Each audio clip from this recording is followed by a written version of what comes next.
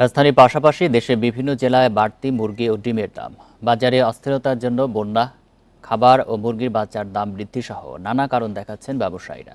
তবে বেশিরভাগ বাজারে স্থিতিশীল সবজির দাম। রাজশাহীর বাজারে গত সপ্তাহে ফার্মের মুরগির ডিমের ডজন ছিল ১৩২ টাকা। এই সপ্তাহে বিক্রি হচ্ছে ১৪৪ টাকায়। ডিমের পাশাপাশি বাড়তি মুরগির দামও। গত সপ্তাহে ব্রয়লার মুরগির কেজি ১৫০ টাকায় বিক্রি হলেও এখন বিক্রি হচ্ছে ১৭০ টাকায়। তরকারি বাজারটা একটু সহনশীল অবস্থায় আছে, মাছের একটু আমদানি কম আজকে। বরিশালের বাজারে ব্রয়লার মুরগির কেজিতে ১০ থেকে ১৫ টাকা বেড়ে বিক্রি হচ্ছে ১৬০ থেকে ১৬৫ টাকায়। সোনালী মুরগির কেজিতে ১০ টাকা বেড়ে বিক্রি হচ্ছে ২৫০ টাকায়।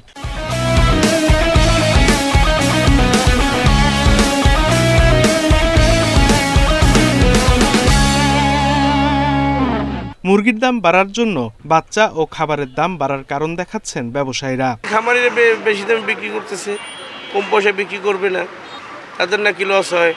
তারা ৪০ টাকা পাইকারি বেচলেও নাকি তাদের লস হয়। বাজার আইলে তো সব কিছু ঊর্ধ্বগতি বাজার চলতেছে।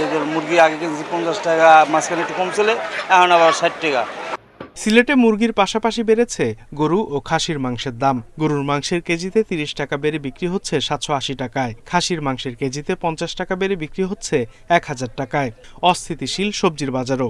কেজিতে ৫ থেকে ১০ টাকা করে বেড়েছে বেশিরভাগ সবজির দাম। বাজার মনিটরিং করা প্রয়োজন, কারণ আমরা ফেসবুকে বিভিন্ন মাধ্যমে শুনতে পাচ্ছি জিনিসের দাম কমছে, কিন্তু বাজারে এসে কোনো কিন্তু দেখা যাচ্ছে না সেটা।